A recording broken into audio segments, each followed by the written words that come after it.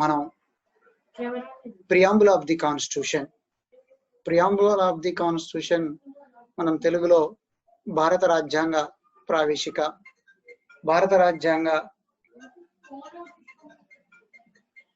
ప్రావేశిక గురించి ఈరోజు మనం డిస్కస్ చేసుకుంటున్నాం. ప్రావేశిక అంటే ఒక పుస్తకానికి ముందు మాటలాగా భారత రాజ్యాంగానికి ప్రావేశికను ఏర్పాటు చేయటం జరిగింది. భారత రాజ్యాంగ ప్రావేశిక భారత రాజ్యాంగానికి ఆత్మ వంటిది అని డాక్టర్ బిఆర్ అంబేద్కర్ భారత రాజ్యాంగ నిర్మాత గారు పేర్కొనటం జరిగింది.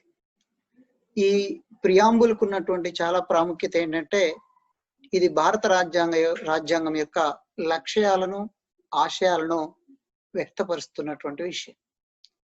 ఇది భారత రాజ్యాంగం ముందు పేజీలో ఏర్పాటు చేయటం అయింది. దీనిని తెలుగులో ఇంకొక మాటగా పీఠిక, భారత రాజ్యాంగ పీఠిక, భారత రాజ్యాంగ ప్రావేశిక, భారత రాజ్యాంగ భూమిక అని కూడా పిలుస్తారు. దీనిని జనరల్ గా మనం ఎవరైనా పుస్తకాలు రాసినప్పుడు, ఎవరైనా గ్రంథాలు రాసినప్పుడు దాన్ని ముందు మాటగా చేరుస్తారు. అదేవిధంగా భారత రాజ్యాంగాన్ని నిర్మాణం చేసే క్రమంలో భాగంగా భారత రాజ్యాంగాన్ని నిర్మాణం చేసేటప్పుడు 11 ప్రాథమిక కమిటీలను, మరొక 12 సబ్ కమిటీలను ఏర్పాటు చేసి 23 కమిటీల ద్వారా భారత రాజ్యాంగాన్ని నిర్మాణాన్ని చేశారు. ఈ భారత రాజ్యాంగ నిర్మాణం జరిగే క్రమంలో భారత రాజ్యాంగ నిర్మాణ సభకి ఎన్నికలు జరిగిన తదనంతరం 1946 9 డిసెంబర్ రోజు సమావేశాన్ని ఏర్పాటు చేసుకున్నాయి. ఆ సమావేశంలో ఏర్పాటు చేసినటువంటి మొదటి సమావేశంలో ఈ లక్ష్యాల ఆశయాల తీర్మానపు కమిటీ ఏదైతే ఉందో ఆ కమిటీ పండిట్ జవహర్లాల్ నెహ్రూ గారి అధ్యక్షతన చైర్మన్షిప్ లో ఆ కమిటీని ఏర్పాటు చేశారు. ఆ కమిటీ 13 డిసెంబర్ 1946లో భారత రాజ్యాంగ నిర్మాణ సభ ముందు లక్ష్యాల ఆశయాల తీర్మానాన్ని ప్రవేశపెట్టడం జరిగింది. ఈ ప్రవేశపెట్టిన తీర్మానాన్ని జనవరి 23వ తారీఖు నాడు ఈ భారత రాజ్యాంగ నిర్మాణ సభ ఆమోదం తెలిపింది. ఈ ఆమోదం తెలిపిన తర్వాత ప్రియాంబుల్ను యాక్సెప్టెన్సీ వచ్చినట్టుగా మనం అంగీకరించాలి.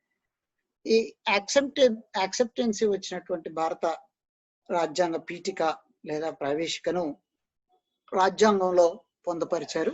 అయితే ఈ నవంబర్ 26, 1949 నాడు భారత రాజ్యాంగ నిర్మాణ సభ ఏదైతే భారత రాజ్యాంగాన్ని ఆమోదించిందో అదే రోజున ఈ 26th నవంబర్ 1949 రోజు ఈ ప్రియాంబుల్ను ప్రావేశికను ఆమోదిస్తూ రాజ్యాంగ నిర్మాణ సభ భారత రాజ్యాంగంలో చేర్చడం జరిగింది. అయితే ఇక్కడ ప్రియాంబుల్లో మనకు ప్రధానంగా నిర్మాణ సభలో మనకు భారత రాజ్యాంగ నిర్మాణ సభ ఈ పీఠికను పొందించేటప్పుడు చాలా జాగ్రత్తగా భారత రాజ్యాంగ నిర్మాణానికంటే ముందు జరిగినటువంటి ప్రయత్నంలో భాగంగా మీకు ప్రియాంబుల్ మనం డిస్కస్ చేసిన తర్వాత మనం భారత రాజ్యాంగ చారిత్రక నేపథ్యాన్ని, భారత రాజ్యాంగ నిర్మాణంలోకి వెళ్దాం. ఎందుకు ఈ లెసన్ చెప్పి ఆ లెసన్ లోకి వెళ్తున్నారు సార్ అని అడగొచ్చు. విషయం ఏమంటే ప్రియాంబుల్కున్న ప్రాముఖ్యతను మనం చూసినప్పుడు ఆ ప్రియాంబుల్కు ఉన్నటువంటి ప్రాముఖ్యత నేర్చుకున్న తర్వాత దీని చారిత్రక నేపథ్యం ఏంది, దీని యొక్క నిర్మాణం ఎలా జరిగింది అనేటువంటి ఆసక్తి మనలో కలుగుతుంది. అందుకనే my lesson will be start from the preamble తోటే ప్రారంభించాను. ఈ సంవత్సరం సెమిస్టర్కి వెళ్ళే విద్యార్థుల కొరకు. సో మనం ఇక్కడ చూడాల్సింది ఏంటంటే ప్రియాంబుల్ దేంతో ప్రారంభమైంది? భారత ప్రజలమైన మేము డాష్ డాష్ డాష్ డాష్ మాకు మేము సమర్పించుకున్న రాజ్యాంగం. అంటే భారత ప్రజలే రూపొందించుకున్నారు రాజ్యాంగాన్ని. రాజ్యాంగ నిర్మాణ సభ రాయటం కాదు. డాక్టర్ బిఆర్ అంబేద్కర్, బాబు రాజేంద్ర ప్రసాద్, పండిట్ జవహర్లాల్ నెహ్రూ, సర్దార్ పటేల్, వల్లభాయ్ పటేల్, అల్లాడి కృష్ణస్వామి అయ్యంగారు, ఇట్లా బిఎన్ రావు గారు, ఇట్లా so many intellectuals were prepared by the Indian Constitution.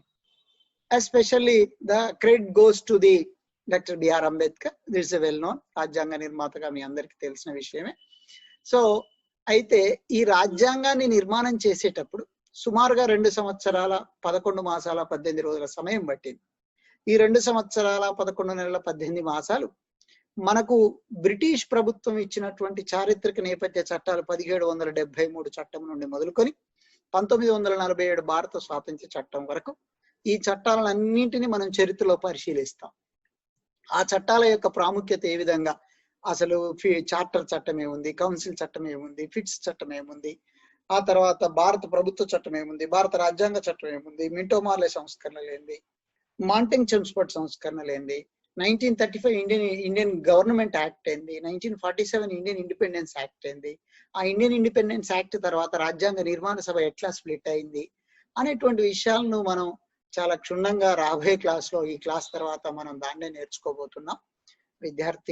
విద్యార్థులు కానీ మిత్రులు కానీ భారత రాజ్యాంగ అధ్యయనం చేసేటువంటి ఎవరికైనా ఈ విషయం ఉపయోగపడుతుందనేటువంటి ఉద్దేశం చేత నేను ఈ లెసన్ ని మీకు ముందుగా మీ ముందు ఉంచుతా ఉన్నాను.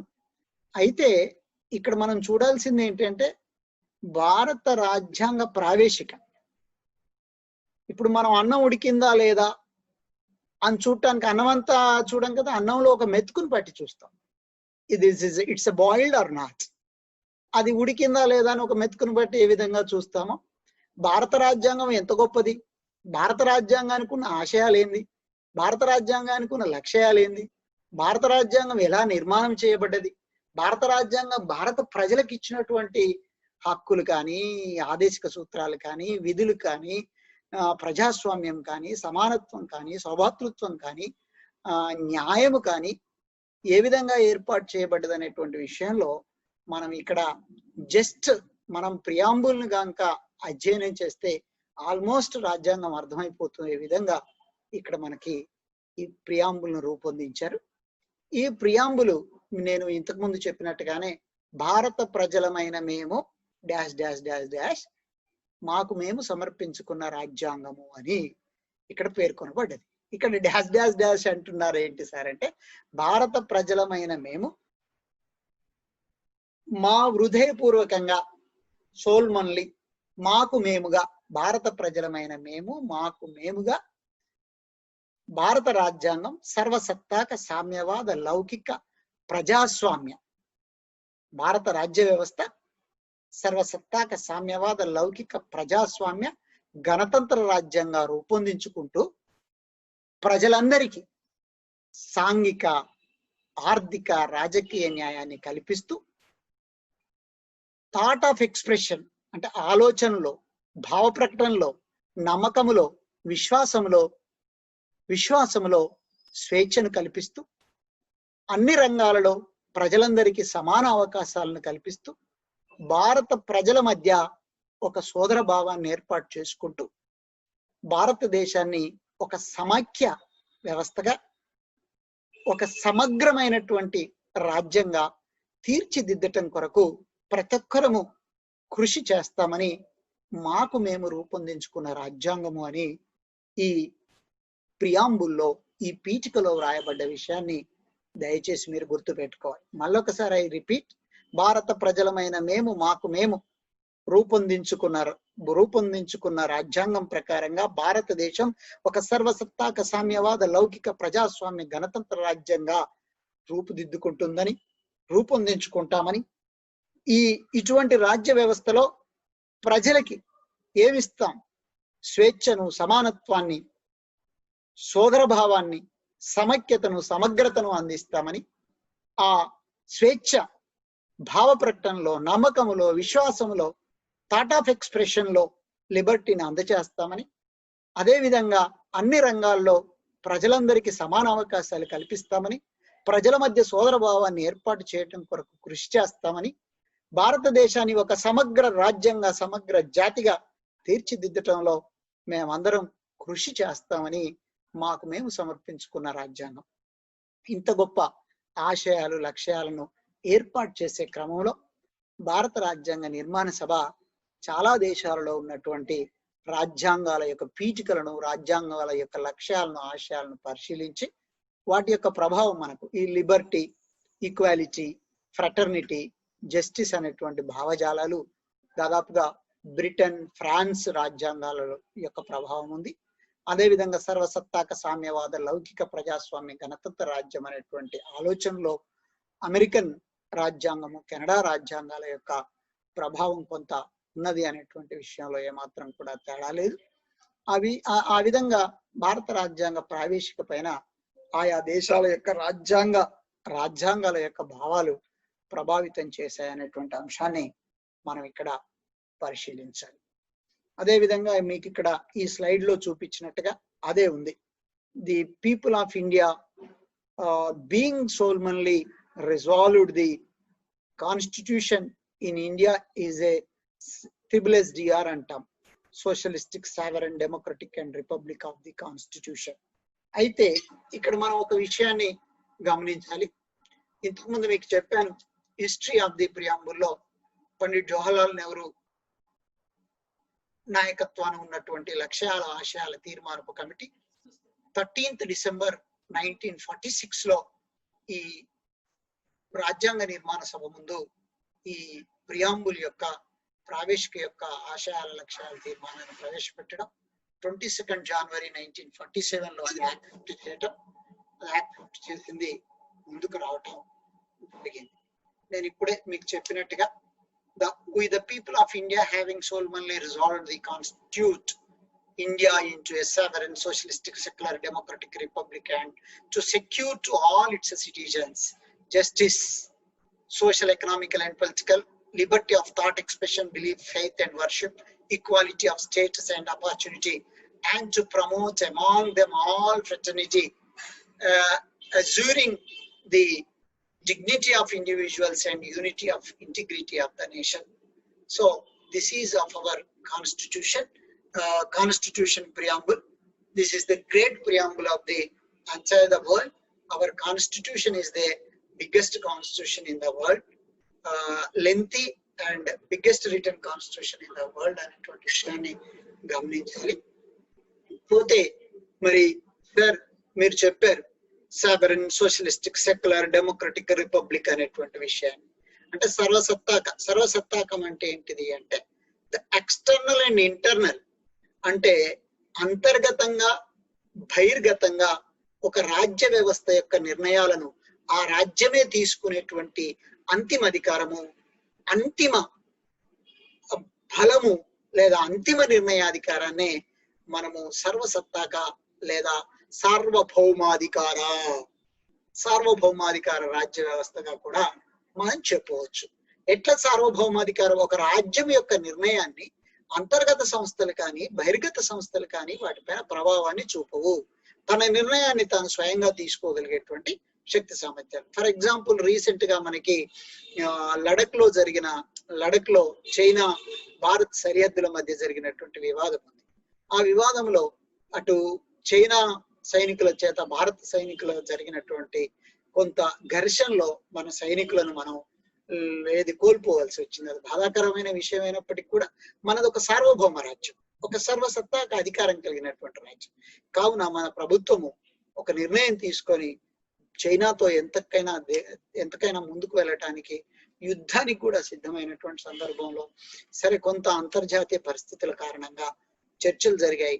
ఆ చర్చల్లో ఇరు దేశాలు కూడా తమ సైన్యాన్ని మళ్ళీ బఫర్ జోన్ గా 3 కిలోమీటర్లతో, ఎందుకు చెప్తున్నాను ఈ ఎగ్జాంపుల్ అంటే భారతదేశం ఒక సార్వభౌమాధికార రాజ్యం, తనని తాను కాపాడుకోవటంలో తనని తాను నిర్ణయం. ఈ రోజు ఇంకొక విషయం కూడా ఎగ్జాంపుల్, ఈ రోజు COVID-19 చేత భారతదేశంలో దినదినం కేసులు పెరుగుతున్నప్పుడు ప్రభుత్వం తీసుకునే నిర్ణయాల పట్ల ప్రజలందరూ కట్టుబడి ఉంటున్నారు. అంటే ప్రభుత్వం యొక్క అధికారానికి ప్రజలందరూ బద్దులు. ప్రభుత్వం ఎట్లా ఏర్పడ్డది? రాజ్యాంగబద్ధంగా ఏర్పడ్డ ప్రభుత్వానికి మనం ఖచ్చితంగా విధేయులుగా ఉండాల్సినటువంటి అవసరం ఉంటుందనేటువంటి విషయాన్ని మనం ఇక్కడ గమనించాలి. ఇక సోషలిస్టిక్ స్టేట్, సోషలిస్ట్ అనేటువంటి వర్డ్ ఏంటి? What is the socialistic state? Socialistic state అంటే జనరల్ గా ఏం చెప్తారు? Welfare state. వెల్ఫేర్ స్టేట్ అంటే ఏంటి? సంక్షేమ రాజ్యం. సంక్షేమ రాజ్యం అంటే ఏంటిది?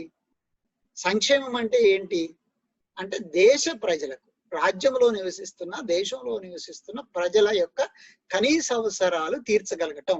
అంటే పేదరికము లేని, ఆకలి చావులు లేని కదా, అనారోగ్యానికి గురికాని, నివాసము అంటే జనరల్ గా మనం రోటీ కపడా మకాన్ అనేటువంటిది. అంటే ఉండటానికి ఒక గూడు, తినటానికి తిండి, కట్టుకోవటానికి బట్ట. ఈ 3 ప్రాథమిక అవసరాలు. ఆ ప్రాథమిక అవసరాలు లేనటువంటి ప్రజలు ఉండకూడదు. ఈ ప్రాథమిక అవసరాలు తీర్చబడ్డ ప్రజలు ఈ దేశంలో ఉండాలి. అంటే ఈ పేదరికాన్ని నిర్మూలించాలి. పేదరికాన్ని నిర్మూలించినప్పుడు ఆటోమేటిక్ గా మిగతా వస్తాయి.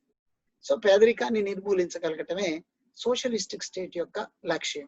ఎందుకు పేదరికాన్ని నిర్మూలించాలి? మన దేశం థర్డ్ వరల్డ్ కంట్రీ, 3వ ప్రపంచ రాజ్యం. 1947లో స్వాతంత్ర్యం పొందింది.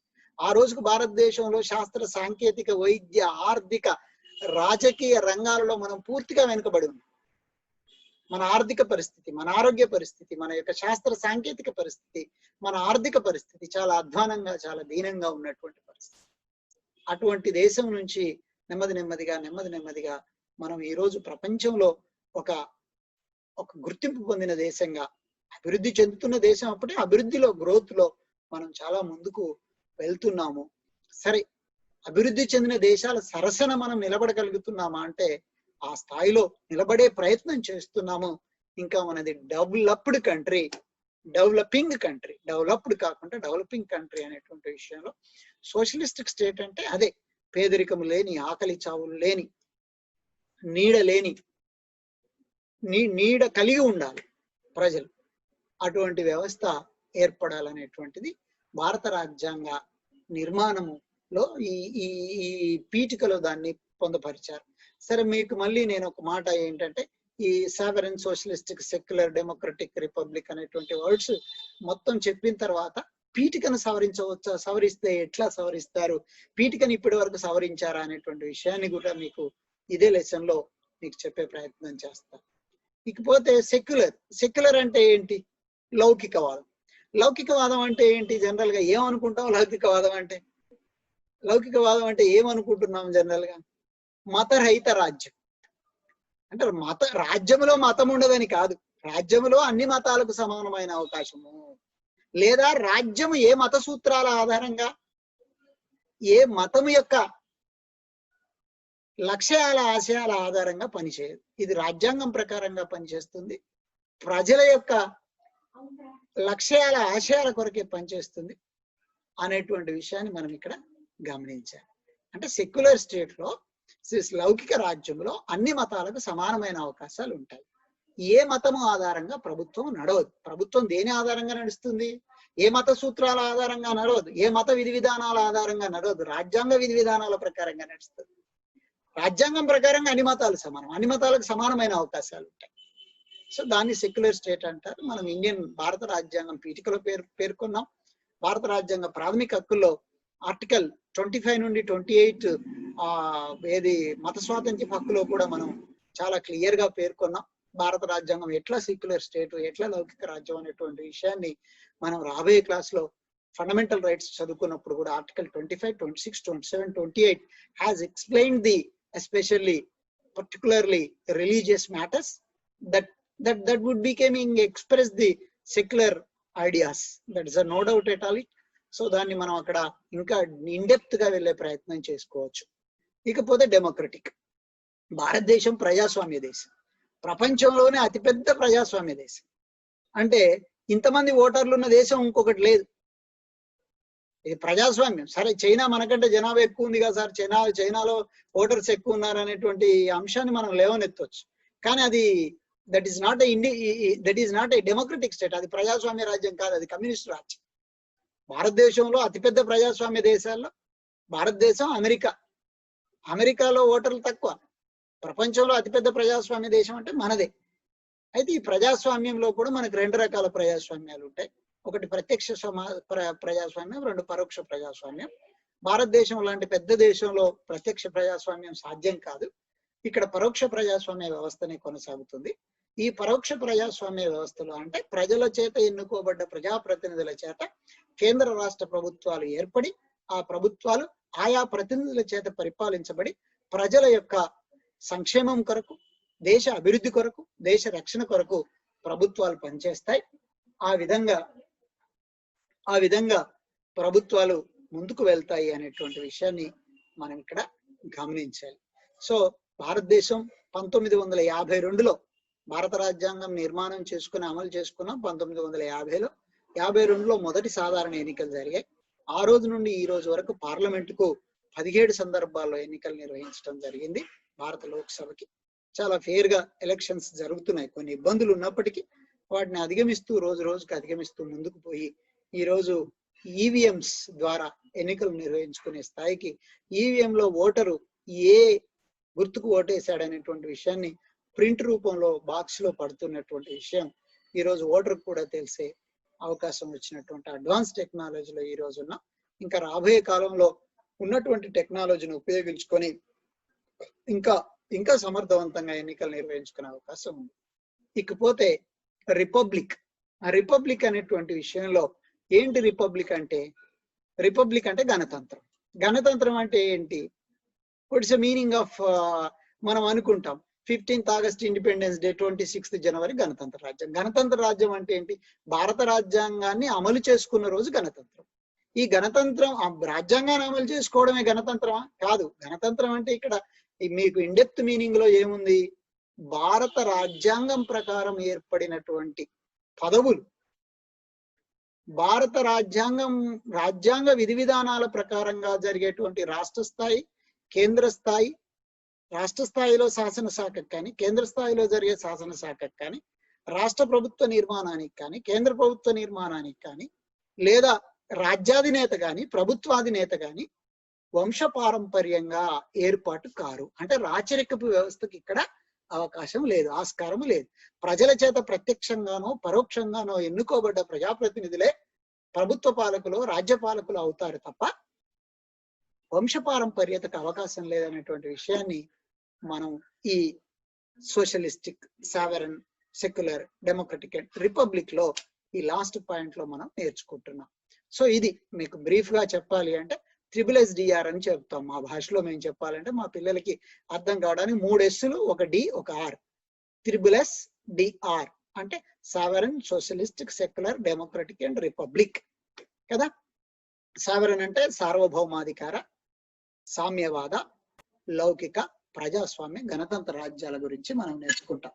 దాని తర్వాత ఇంకో స్లైడ్కి పోతే జస్టిస్, లిబర్టీ, ఈక్వాలిటీ, ఫ్రటర్నిటీ అనేటువంటి ఇవి 4 ఉన్నాయి. అక్కడ 5, ఇవి 4. అవి లక్ష్యాలు, ఇవి ఆశయాలు. ఏం ఆశయాలు అంటే జస్టిస్, న్యాయం, సాంఘిక, ఆర్థిక, రాజకీయ రంగాలలో ప్రజలకు న్యాయము చేకూర్చటం, నమ్మకములో, విశ్వాసములో, తర్వాత థాట్ లో, ఎక్స్ప్రెషన్ లో అంటే ఆలోచనలో, భావ ప్రకటనలో, నమ్మకములో, విశ్వాసములో స్వేచ్ఛను కల్పిస్తారు ప్రజలకి. అంతేకాకుండా ప్రజలకు అన్ని రంగాలలో సమానమైన అవకాశాలను కల్పిస్తారు. తర్వాత ప్రజల మధ్య సోదర భావాన్ని పెంపొందించి సెల్ఫ్ రెస్పెక్ట్, ఆత్మాభిమానాన్ని పెంపొందించుకుంటూ తర్వాత ఒక సమైక్యమైన జాతిగా, ఒక జాతీయత కలిగినటువంటి జాతిగా, ఒక సమగ్రమైన, ఒక సమైక్యత కలిగినటువంటి జాతిగా భారత వ్యవస్థను తీర్చిదిద్దుతామనేటువంటి ఈ విషయాలను ఇక్కడ పొందుపరిచారు. నేను ఇంతకుముందు మీకు SSSDR చెప్పేటప్పుడే మీకు ఇక్కడ సర్వసత్తాక సామ్యవాద, లౌకిక, ప్రజాస్వామ్య, గణతంత్రం చెప్పేటప్పుడే చెప్పాను. భారత రాజ్యాంగ ప్రావేశికను మార్చవచ్చా, రాజ్యాంగ సవరణ ప్రావేశికకు వర్తిస్తుందా లేదా అనేటువంటి ఒక సందేహం వచ్చినప్పుడు సుప్రీంకోర్టు ఒక కేసు విషయంలో తీర్పు చెప్తూ భారత రాజ్యాంగ ప్రావేశికతో పాటు భారత రాజ్యాంగంలోని ఏ మూలనైనా సవరించే అధికారం భారత పార్లమెంటు కట్టబెట్టారు, రాజ్యాంగ నిర్మాతలు కట్టబెట్టారు అని తీర్పు చెప్తూ ఒకటి చెప్పింది. ఏం చెప్పారు? భారత రాజ్యాంగ మౌలిక స్వరూపానికి దెబ్బ తగలకూడదు. మౌలిక స్వరూపము దెబ్బతినకుండా రాజ్యాంగాన్ని మార్చుకునే అవకాశం భారత పార్లమెంట్ కల్పించారు. It's good. మౌలిక స్వరూపం అంటే ఏంటి అనే విషయంలో మళ్ళీ ఎక్స్ప్లెనేషన్ ఇవ్వలే వాళ్ళు. మౌలిక స్వరూపం అంటే ఏంది? పీఠికే. లక్ష్యాలు ఆశయాలు దెబ్బతినరాదు, ప్రజాస్వామ్యం దెబ్బతినరాదు, సర్వసత్తాకాధికారం దెబ్బతినరాదు. అవునా? రైట్. ప్రజాస్వామ్యం సర్వసత్తాధికారం దెబ్బతినకూడదు. దాంట్లో అయితే భారత రాజ్యాంగాన్ని మొట్టమొదటి ఇప్పటి వరకు ఒకటేసారి భారత రాజ్యాంగ ప్రావేశికను సవరించడం జరిగింది. ఆ సవరణ 42వ రాజ్యాంగ సవరణ ఇక్కడ మీకు స్లైడ్ లో కూడా కల్పిస్తుంది. 42nd అమెండ్మెంట్ యాక్ట్ అంటారు. ఇది ప్రియాంబుల్ అమెండ్మెంట్ జరిగింది. 42 కాన్స్టిట్యూషనల్ అమెండ్మెంట్ యాక్ట్ అంటే 42వ భారత రాజ్యాంగ సవరణ 1976లో ప్రావేశికలో చిన్న 1-2 వర్డ్స్ మారుస్తూ ఏం చెప్పారంటే, భారత రాజ్యాంగం ఒక సార్వభౌమాధికార ప్రజాస్వామ్యముతో పాటుగా భారత రాజ్యాంగ ప్రావేశికలో సార్వభౌమాధికారము ప్రజాస్వామ్యం మొట్టమొదటి ఆమోదించిన రాజ్యాంగంలో అదే ఉంది. 76 తర్వాత రాజ్యాంగ పీఠికలో ఏం ప్రవేశపెట్టారు? సామ్యవాదము, లౌకికవాదము అనే 2 పదాలు. ఏమేవి? సామ్యవాదము, లౌకికవాదం. అంటే సామ్యవాదము, లౌకికవాదం వచ్చిన తర్వాత అప్పుడు ఏమైంది? సార్వభౌమాధికార, సామ్యవాద, లౌకిక, ప్రజాస్వామ్య, గణతంత్ర రాజ్యము అనేటువంటి సమగ్రమైన 5 పదాలను చేర్చడం జరిగింది. 5 పదాల్లో 3 పదాలు ఉన్నాయి. 2 పదాలు ఎప్పుడు చేర్చారు? 76లో చేర్చారు. ఏమి అది? సామ్యవాదము, లౌకికవాదం అనే 2 పదాలు. దానితో పాటుగా ఇక్కడ ఏం చేశారు? Unity and integrity of the nation. Unity and integrity అంటే సమైక్యత, సమగ్రత కలిగినటువంటి భారత జాతిగా తీర్చిదిద్దుతామని. సమగ్రత సమైక్యత, సమగ్రత కలిగినటువంటి రాజ్యాంగం జాతిగా తీర్చిదిద్దుతామనేటువంటి వర్డ్స్ ను చేర్చడం జరిగింది. ఇది కూడా మీకు ఈ స్లైడ్ లో కనిపిస్తుంది. ఇకపోతే మనం భారత రాజ్యాంగ ప్రావేశిక యొక్క ప్రాముఖ్యతను, ప్రావేశిక గురించి చర్చించడం జరిగింది. ఆ ప్రావేశిక యొక్క ప్రాముఖ్యతను కూడా మీ ముందు ఉంచాను. ఆ ప్రావేశికలో మనం చదువుకున్నది ఏంటంటే, ప్రావేశిక దేనితో ప్రారంభమవుతుంది, ప్రావేశికలో ఉన్నటువంటి ప్రధానమైన అంశాలు ఏంటి, ఈ ప్రధానమైన అంశాలను ఎవరు రూపొందించారు? లక్ష్యాల ఆశయాల కమిటీ రూపొందించింది.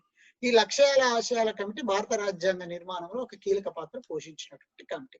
దీనికి పండిట్ జవహర్లాల్ నెహ్రూ గారు చైర్మన్ గా ఉన్నారు. వీరేం చేశారు? 13th డిసెంబర్ 1946 లో రాజ్యాంగ నిర్మాణ సభ ముందు పెట్టారు. అది ఒక 1 month, సుమారుగా 10 రోజులు దాని మీద చర్చించి జనవరి 22, 1947లో ఈ లక్ష్యాల ఆశయాల తీర్మానాన్ని ఆమోదించింది.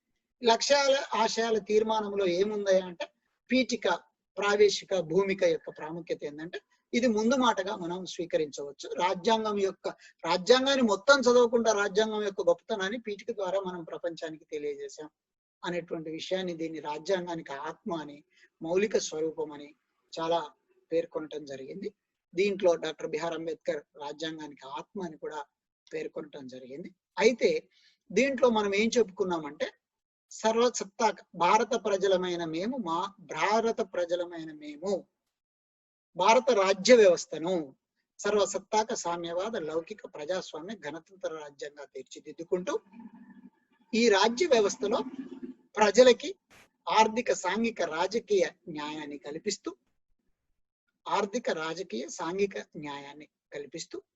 అదేవిధంగా ఆలోచనలో, భావ ప్రకటనలో, తర్వాత విశ్వాసంలో, నమ్మకములో స్వేచ్ఛను కల్పిస్తూ ప్రజలందరికీ సమాన అవకాశాలు ఏర్పాటు చేస్తూ ఒక ఫ్రెటర్నిటీ, ఒక సోదర భావాన్ని పెంపొందించుకుంటూ భారత జాతిని ఒక సమగ్రమైన, ఒక సమైక్యతతో కూడినటువంటి జాతిగా తీర్చిదిద్దటంలో మేమంతా కృషి చేస్తామని మేము ఏర్పాటు చేసుకున్న రాజ్యాంగము అని దాంట్లో పేర్కొన్నారు. దీంట్లో ప్రధానంగా మీకు మొదటి భాగంలో సార్వభౌమాధికార మొదటి భాగంలో సార్వభౌమాధికార, సామ్యవాద, లౌకిక, ప్రజాస్వామ్య, గణతంత్ర ఈ 5 పదాలకు వివరణ ఇవ్వటం జరిగింది. అదే విధంగా మీకు ఈ స్లైడ్ లో చూపించినట్టుగా ఇక్కడ ఈ 4 పదాలకు కూడా నేను వివరణ ఇవ్వటం జరిగింది. న్యాయము, స్వేచ్ఛ, సమానత్వము, సౌభాతృత్వం. ఏమా? న్యాయము, స్వేచ్ఛ, సమానత్వము, సౌభాతృత్వం ఈ 4 పదాలకు కూడా ఎక్స్ప్లెనేషన్. ఈ 4, 5, 9 పదాలు కలిస్తేనే ప్రావేశిక. ఈ ప్రావేశికను ఇంత అద్భుతంగా ప్రవేశపెట్టినటువంటి ఒక దేశంగా మనం భారత రాజ్య వ్యవస్థను మనం చూడవచ్చు. భారత రాజ్య వ్యవస్థను మనం చూసుకోవచ్చు. సో ఈ మన ప్రావేశిక చాలా అద్భుతంగా ప్రావేశిక వచ్చిందన్నటువంటి విషయాన్ని మళ్ళొక్కసారి స్లైడ్ చూడండి. సో ఇది preamble of the constitution. What has there in the preamble of the constitution, then history of the preamble of the constitution. తర్వాత ఆఫ్టర్ అమెండ్మెంట్ లో మీకు చెప్పినట్టుగా అమెండ్మెంట్ తర్వాత సోషలిస్టిక్, సెక్యులర్ అనే 2 పదాలను, integrity, unity and integrity of the nation అనేటువంటి అదొక 3 పదాలను చేర్చడం జరిగింది అనేటువంటి విషయాన్ని గమనించండి. సో ఈ విధంగా మనం ఈనాటి క్లాస్ లో ప్రావేశిక యొక్క ప్రాముఖ్యత గురించి చర్చించడం జరిగింది. రేపటి క్లాస్ లో మనం భారత రాజ్యాంగ చారిత్రక నేపథ్యాన్ని, భారత రాజ్యాంగ నిర్మాణానికి మరి ఆ చారిత్రక నేపథ్య చట్టాలు ఏ విధంగా ఉపయోగపడ్డాయి, వాటి ప్రభావం ఏ విధంగా ఉందనేటువంటి విషయాన్ని నెక్స్ట్ క్లాస్ లో నేర్చుకుందాం. అందరికీ నమస్కారం, సెలవు. Thank you.